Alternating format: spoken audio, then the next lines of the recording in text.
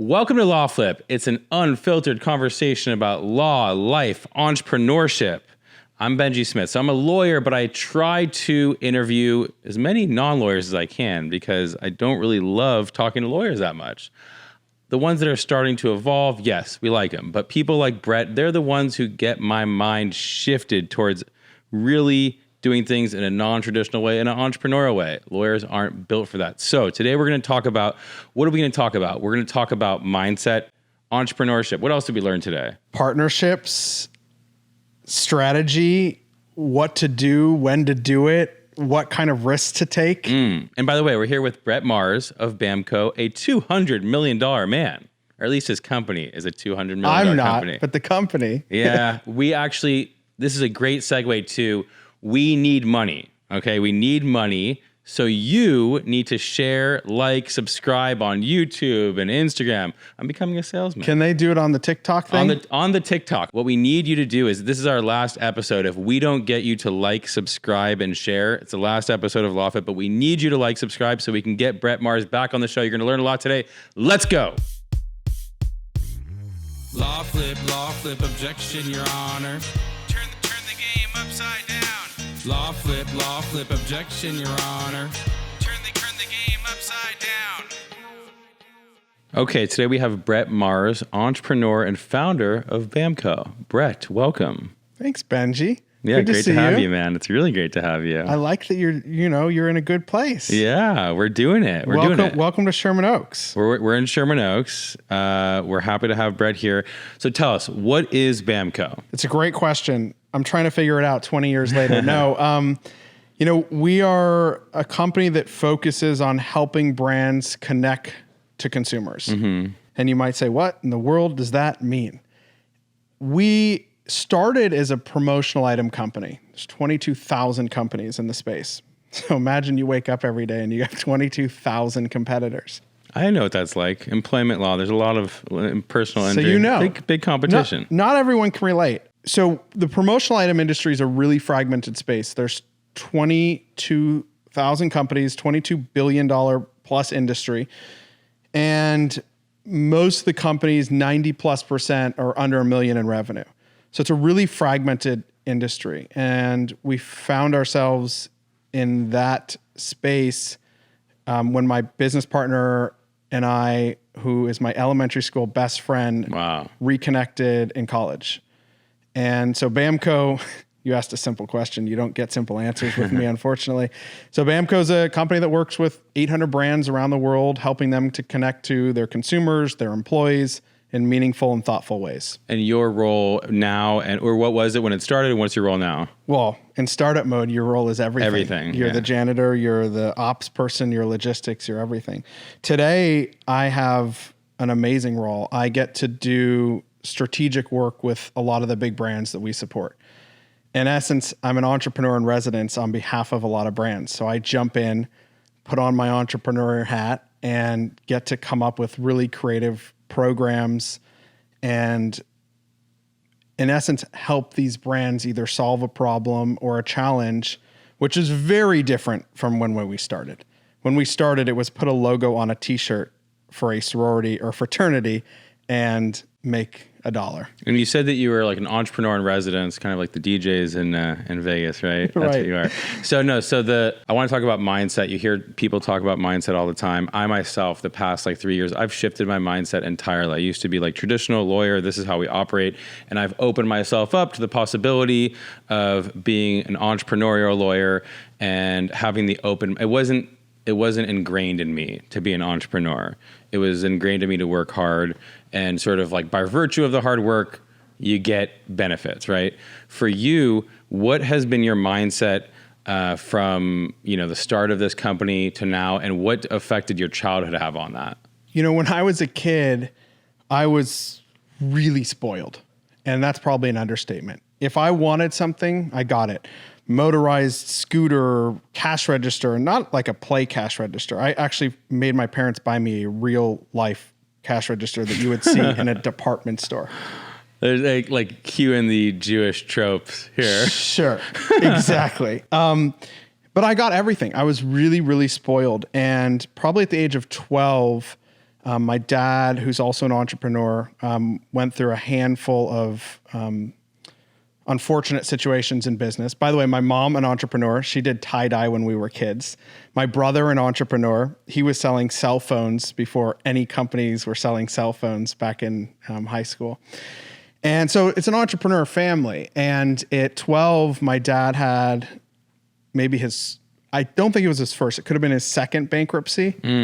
And that was traumatic. I mean, that was you're supposed to be getting ready for your bar mitzvah, right? As this, Jewish kid. And that was the start of, okay, you're out of your house. And it was not like a nice time to leave. It was get out of your house. And it was, sheriff, it's time to go. And man, it's brutal. It was brutal. I'll never forget, where are we going to live and what's this going to be like and who's going to, you ask a million questions. And I went from this spoiled kid to, okay, it's time to help. How do I help my family? What can I do? And it wasn't like I could go to my parents anymore and say, give me, right? You don't do that at that stage in your life. And my grandma came to our rescue. She helped us get a house. She helped us get a car. She helped my dad get into a business that he's thrived in and done really well with. And so we moved to Van Nuys, and it was not the best of neighborhoods. It was. Where were you before? We were in Encino. Yeah, I mean it's for context. It's a little bit of a drop off. It's a drop off. We had drug dealers on the left. We had God knows what was going on to the right. And we were actually in a house that was gated. They put gates on it because of all the issues that were going on in the neighborhood. And from there, it was, all right, time to grow up real fast. There were a lot of things going on in my family. There were a lot of arguments. There were a lot of challenges. My brother was going off to college, and it was financial arguments, right? If you don't have money, there's a lot of things that can stem from that. So it had to be the most difficult time. And I convinced my dad to help me and my mom sell pogs, and these little discs that were really big. Sure. And we would go downtown, and he'd take me downtown, and we'd go buy these pogs wholesale, and we would go to the Santa Monica Pier, and I would sit on the side and sell pogs to tourists. Love it. Anyone that would come. And then the police would come and typically kick us out. And then we'd come back the following day. And it kind of became a joke. Like the police, eventually I'm 13. Would you take me to jail? Because I was 13 by the time. So that really got me into this mindset that no one's giving me anything anymore. And so if I want to do things and I want to buy things and I want to have these luxuries that, I went to a private school, so surrounded by, a lot of wealth. And I think for me, it was, okay, this is a new mindset. This is no one's giving, and you got to make it happen. Okay. So mindset, basically got to make it happen. And you came from this entrepreneurial mindset sort of family. I mean, for a lot of people, most people that I find myself interacting with in the legal business, you're sort of comfortably uncomfortable in this complacent state of traditionally operating. Whereas it seems like the comfortable place for you was almost the uncomfortable entrepreneurial experience. So I think that set you up for success, and really probably allowed you to take shots that maybe you wouldn't otherwise take. Yeah, it was, what do I have to lose? Right. Right? What in the world could possibly happen at this point? So now you got mindset. Now we talk about strategy. So when it comes to strategy, one of the things that lawyers and other professionals do is we keep our heads in the cases, in the business, not on the business, right? So it's like operations, making sure everything's being done right. We're propounding discovery. We're doing all these things on a day-to-day basis. It's very rare that lawyers take the breathing room to sit back and say, wait a second, what can I actually do that will move the needle for the business in general, which will have a downward effect of helping the clients and everybody else and the employees of the business. It doesn't operate like that. What is your take on strategy? Like, when obviously it's changed over a 20-year career, but I think I saw you guys are like a $200 million company. You don't do that by sticking in the operations without like taking big shots. So what's your take on strategy? Again, when we got into this industry, we realized that my business partner, Phil, and I, both finance majors. I wasn't very good. But we, with finance, I still am not. And we realized that this industry is just behind in so many ways.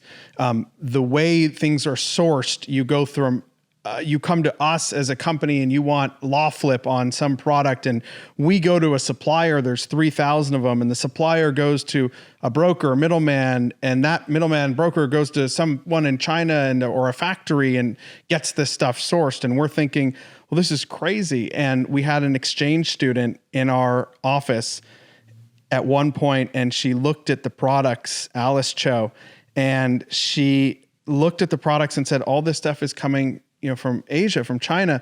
Why are you not in China? And we're like, I don't know. No one in our industry goes to China. I don't know. That's just how it's been done. And so from a strategic standpoint, we're sitting here listening to her tell us you should go to the Canton Fair. What's the Canton Fair? And we're asking questions, and we then decide, all right, let's go to China. Now, again, in our industry, nobody at the time had offices in China. So it was like a disruption of sorts. And you almost feel like you're doing something like wrong, or it's impossible because nobody's done it before. Well, people told us that's not how it works. Right. And so you hear that as an entrepreneur, and you hear that as a risk taker, and you hear that as, well, and then no one's done it. No one's doing it. Sounds like a great idea. And we went out to China and we started touring factories. And mind you, it's the summer. I don't know if you've been to China in the summer. I haven't had the pleasure. So it's really warm. And we're touring factories, and the whole concept kind of dawned on us that we walked into a factory and they had children. And man, I'll never forget this. They were making pens for Playboy. Mm. And I'm sitting there, and what does Playboy need pens for? Right? Who knows? I'm sitting there, and Phil and I are just looking at these kids working, and we told Alice, who was walking us around, get us out of here now. And it dawned on us that, like, God, who is making this product, and how? So does Playboy know that their products are being made by children? No, of course not. Because there's also this like behind the curtains, right? So, in that example I gave you, I'm going to give you hats that say LawFlip. I don't know who made the hat because I ordered from this one, who went to that one, who went to that one. And so then it dawned on us that nobody knows where this stuff's coming from, who's making it. Is it safe? Is it compliant? Or is it ethically made? And so then we kind of went down this idea, well, gosh, we need an office out here because we need to know who's making our product. We need to make sure it's safe because we're going to go tell companies that we're going to be the most ethically, we're going to be the company that sources the most ethically made products in the safest way to protect the consumer. And so we come back from China and we get really excited and we're going to do this whole thing. And we decide that this is going to be the game change. This is going to really put us on the map. And it did not. And no one cared. And I mean, no one cared. Oh, but we make products that are ethically made. Well, so does everyone. No, really. No one even knows where they're made. How could you say that? Right. And so we end up opening this office. We actually started in Hong Kong, and that's not where factories are. So that was mistake one. Then we go to Guangzhou. Then we open this office, and we had Xavi and Ella and a few other people.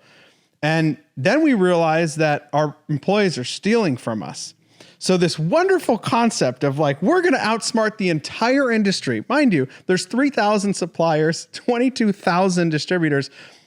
Nobody's got an operation going in China, but we're going to outsmart the whole world. The naysayers, the complacent people will take that story and they'll take that story to all their friends and say, see what happens when you try to challenge. So we learned the hard way. We found a check that was in the mail for one of our managers, Xavi, and it was a bribe. And Alice had picked up the mail and she's like, he's getting paid off. He's telling you one price and he's packeting the rest of it. And that was, oh my God, that was like, oh, what do we do? Like, we're an American company running this business in China. It's not so easy to fire. And it was catastrophe one, but the story gets better because what happens is we have to fire Xavi. So we go to the other staff. Ella was the other manager. Well, guess what? Ella and Xavi were secretly married. So we're telling Ella we're going to fire Xavi, her husband. And I mean, it was. Then you start to think, why did I become an entrepreneur? And it's like, well, everyone warned us that you got to be careful. You got to be careful. And we heard it. And, Phil's dad's an entrepreneur too. And he's gone through crazy things in business as well. So that was, that's one example. But like, I think along the way, we opened up an office in India and that's a whole story. And then in Brazil, and everything we were doing to disrupt this industry in a way that no one had done it led to the success and put us to where we are today. But from a strategic standpoint, it was, well, no one's doing this. This seems like it's the better route. Well, okay, let's live and learn. And it cost us a lot. I mean, but I think in addition to just making these moves and taking these shots, you were thinking big. You were thinking like, how do we really move this thing along? It wasn't, you weren't thinking like taking small moves. I mean, yeah, of course you're making the small moves, but like getting a place in China, that's a big move. Yeah. Opening an office in India. Yeah. I mean, by the way, this wasn't like a known place, Dehradun, India. Have you been? Not recently. Probably not. Sadly, I still haven't been. It's 8 hours out of Delhi, and you've never heard of it because it's a really small city. We became one of the largest employers very quickly over there. But that was a guy, Encore, responding to an ad that said, "Can you help us program?" And then him telling us, "Well, I can open an office here." And we're like, "I don't know, why not? Let's try it." And we were the first company in our industry to have an office in India helping process orders. Never, ever been done. And again, our industry's been around for 100 years, 50 years, like a long time. So you guys challenge, your big strategy was challenging the industry that you were in, which is a big thing that we're trying to do. Speaking of, as a strategy change, I'm throwing in calls to action everywhere. So go like, subscribe, and share the episode on YouTube, LawFlip, social media, everywhere. Go do it. You're going to keep us going. All right. So you mentioned Phil before. I don't know if you mentioned Jake, but Jake, I think we went to high school together. Yeah, Jake's our CFO. He was my college roommate when we were starting Bamko. I want to know how someone like you has navigated partnerships, whether it be partnerships internally in your company, whether it be the right vendors, employees, just relationships, these business relationships, not necessarily customers, because that's a bigger topic, but the ones where you have to rely on these people. It could be in clients. It could be like the bigger clients that you work with, but like, what are you looking for on the other side? Is it work ethic? Is it loyalty? What is it? I mean, loyalty, hands down. For Phil and I, we didn't have a contract for 10 years as business partners. Both of our dads had been, I think, in situations where their business partners didn't always have the greatest relationships potentially. And so for Phil and I, it was trust, always trust. He had the books. I had the books. I could write checks. He could write checks. And, when you've got a partnership where we were elementary school best friends. Mm-hmm. So there's already that, which is nice. But getting into business with a best friend or a friend, getting into business with anyone that's a partner, you hear all the stories about how they end in just turmoil. I mean, you hear all the ones that don't work out. Yeah, it's hard. And we saw it. I mean, I've seen it with my dad and his partnerships over the years. And then when you add another partner, a minority partner into it, and then you bring another and then another, and we've had several, and some didn't work out the way we wanted. And man, that was brutal for us because we were always aligned. We were always of the mindset that we will be honest and we will work hard together. And maybe you're going to go through something where I got to pick up the slack and then you pick up the slack. But in a partnership, if it isn't 50-50 and it can go 40-60, but then it better go 60-40 the week after, you're dead in the And water. when you say the week after and 60/40, what are you talking about? Let's say hours put in, or how hard, like dedication, making it clear, like it should be known to the other person. There's no confusion about it. I'm your partner. Is that the idea? I'm your partner, and we will get this going together, and we will work hard together, and it won't be easy. It's a marriage, right? Like there's no question about it. People always say, I always introduced, and to this day, Phil's one of my best friends, and I still introduce him as my business partner. And because I used to introduce him, this is my partner. But he's right.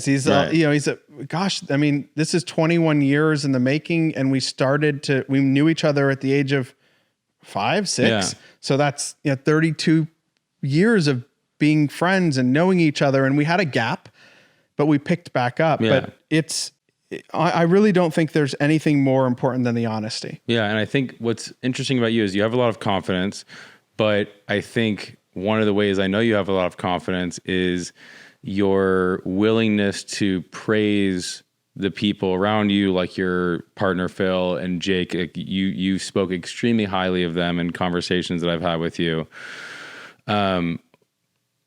I think for me and for a lot of people, you think that you're the only person that can do a certain thing. You can't delegate it out. You can't, and you've got to, like lawyers, you're kind of like trained to think like you got to do A to Z. It seems like you figured out pretty early on that you weren't going to be able to do that, which is so obvious, right? To be able to grow a company with hundreds or thousands of employees, you can't do that on your own.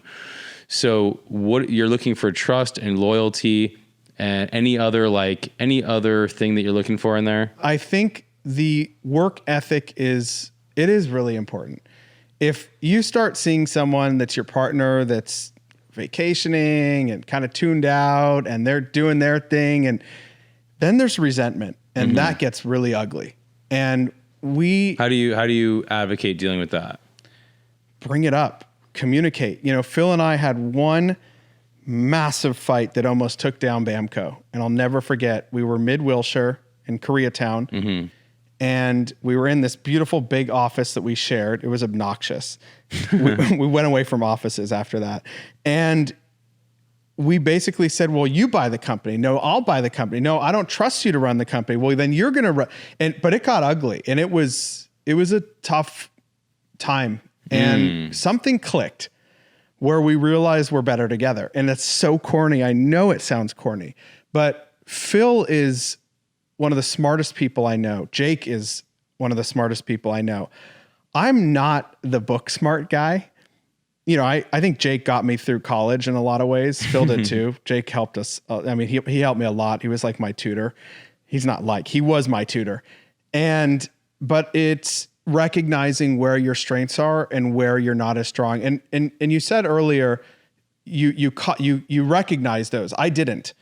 I said, I'm going to be the sales manager of this company. And I realized that's not what I should be. But I told them that's my job and that's what I'm going to do until it didn't work so well. And I think they probably knew deep down inside, all right, let him try. We got to let him fail a little bit. And so for me, it was, all right, where am I happy? And I wasn't happy. I wasn't even happy doing these things in the company that I wasn't good at, right? If you're not doing something that you're not good at, you're not going to be happy. I kind of created a rule for myself, and it seems to be working pretty well, which is if I'm not really good at it, or at least I don't really like it, right? Because if I'm not really good, and because there are some things that I like that I'm good at that I don't really like, but I'm willing to do those things because I'm really good at them. But if I'm not good and I don't like it, I can't be doing it. When you find something you're loving, and when you find something that makes you happy, people often ask me, gosh, you've been doing this 21 years. That's a long time. Are you happy? God, am I happy? Why? Because I'm doing well at it. I'm having fun. I'm challenged. It's a whole different mindset. And usually after 5 years, 10 years, we see people that are, I'm done. I'm out. And I got there. I was like, maybe this isn't for me. Maybe I shouldn't be doing this. And then as we have grown and as I found my happy place, I don't have any direct reports. which is really crazy. Yeah. And I mean, you've basically, and you did a good job. You guys got acquired. We did. But you've been able to basically stay being this entrepreneurial person inside a big corporation. And there's like, in addition to that partnership, you have your partnership with your wife, Amanda, who I know. Tell me about it. She's amazing. She is. I will say if you don't have a good support system as an entrepreneur, you're in trouble. That is for damn sure. In my world, for the past God knows how many years, without her help, we have 3 kids today. Yeah. Without her help and support, because there's lonely times when you're an entrepreneur. Everyone says, oh, it gets lonely. It really does. And when things aren't going well, it gets even lonelier. Yeah. When I met Amanda, I was driving my Grand Prix, my 1999 Grand Prix. That shit's hot. She is so hot, man, until it caught fire. She was making a lot more money than me. Yeah. So that's awkward for me because her mom was like, what are you doing with this pen salesman? What is this guy doing in life? Amanda has that foresight. She knows what she's doing. So, but without her help and without her support, I couldn't have done. And I was on the road before the pandemic every week. I was traveling somewhere doing something. So with partnerships and, employees, everything, we were talking before about different people making different excuses. What do you do? Like, what do you do when people are making excuses with you? That is a weakness. I really have no patience for people that have excuses because we're all busy. I love it when I ask someone, how you doing? Oh, I'm so busy. Oh, are you? Tell me. Because I have 3 kids. I have a 6-month-old. I'm part of YPO, which is Young Presidents Organization. I'm part of a charity for 20 years on the board of Camp Harmony. I'm involved with a business. I have a lot going on. What if they too. just straight up tell you, I don't really have that much ambition. I don't really. That's one thing. But to tell me you don't have the time or to make then I ask people, oh, well, tell me about a movie you're watching or a show on Netflix. And they'll go on, oh, I watched this, I watched it. Okay, so you didn't have time to email me back or call me back, but you can name every show on Netflix, Hulu, and Disney+. I love it. Okay, I think of these crazy experiences I've had over the past several years, and I got to think there's something that stands out. You've had a crazy crunch for something. What was this? It's lonely at the top.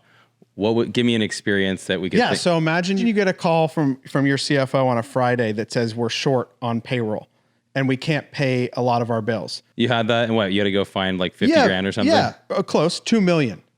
$2 million we're short. Imagine what that call is like on a Friday. Shabbat shalom. Was that like you've been short? Had you been short before? No.